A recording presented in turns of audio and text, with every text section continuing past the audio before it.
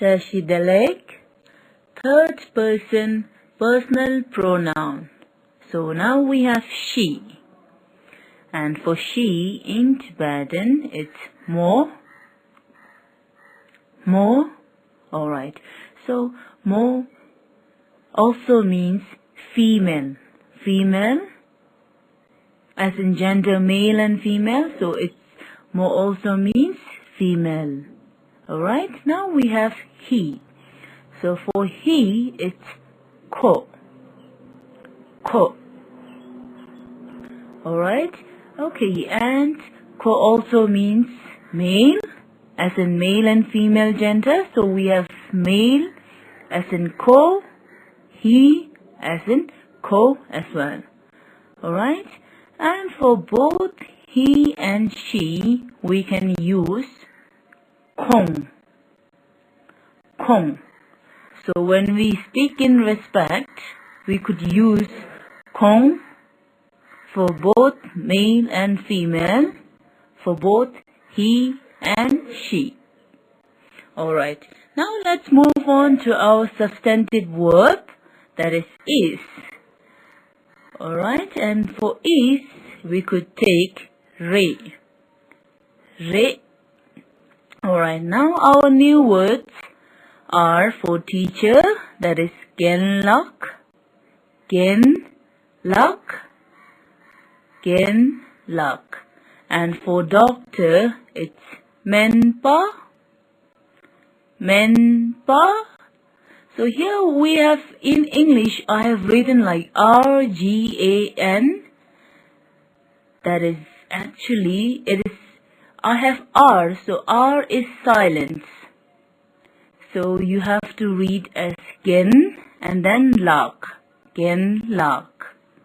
And LAGS, S is also a little bit of silence. So you read as gen lak. And for below, menba as well, where we have S as a silence. So in Tibetan, we will learn the details in our later part of our unit. Alright? Okay, now let's move on to our sentence. So how do we say she is teacher?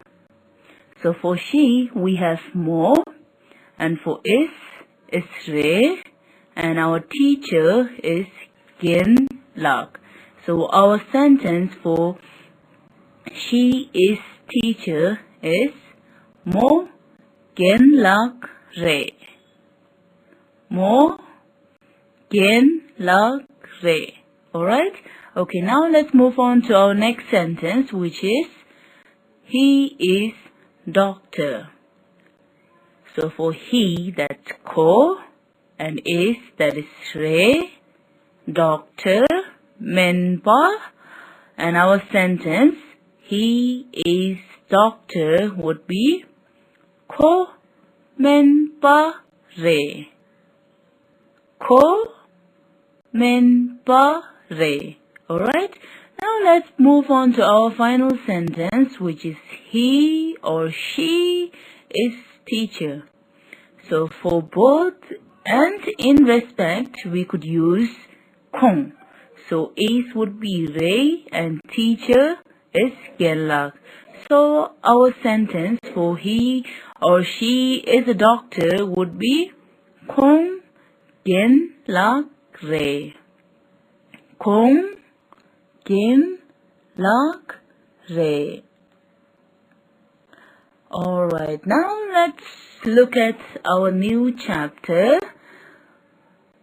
We have our interrogative pronoun.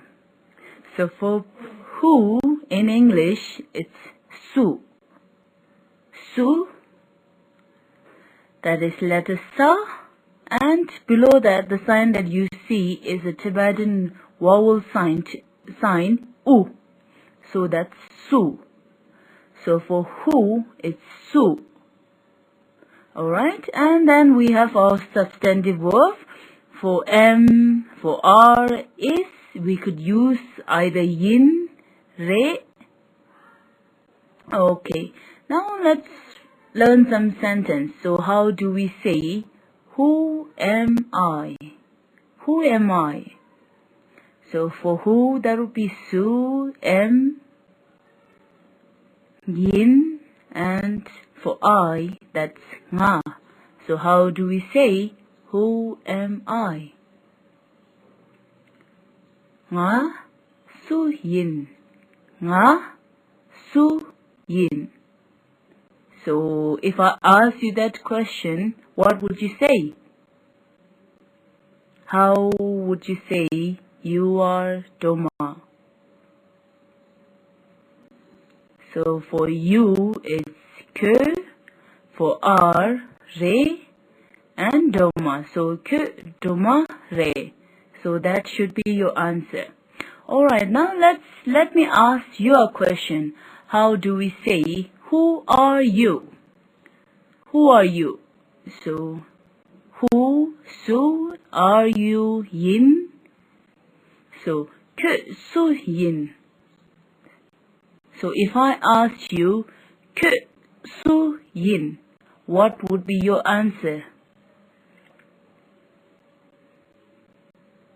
So if you go on like this, I am this and this, then your answer would be nga tenzin yin, nga siring yin. So you could answer with those sort of things. Okay, now let's move on to our final sentence. Who is she or who is he? So we could use kong. So let's say kong su re. Kong su re. So kong su re, which is in respectful language, so means who is he or who is she. So if you answer that, it would be she is doctor, or she's teacher, or she's sitting, she's tenzin, anything. So which would be your answer would be kong tenzin re, kong doma re, or kong gela re, kong luptruk re, kong member re. So those words which we have learned earlier, we could add like that. Alright, now let's move on to our other interrogative pronoun, so which is for what. So for what in Tibetan, it would be chi. Chi. So we have letter cha of Tibetan language, and the sign above that, it's a Tibetan language vowel sign, which is E. E. Okay, so we read as chi. Chi. Alright, now let's move on to our substantive verb as earlier for is, re, and our sentence, our interrogative sentence for what is this? What is this? So for what, it is chi, and for this, it is di. Di. So in Tibetan, for what is this, it would be di chire. Di chire. So if I ask you that question, what is this?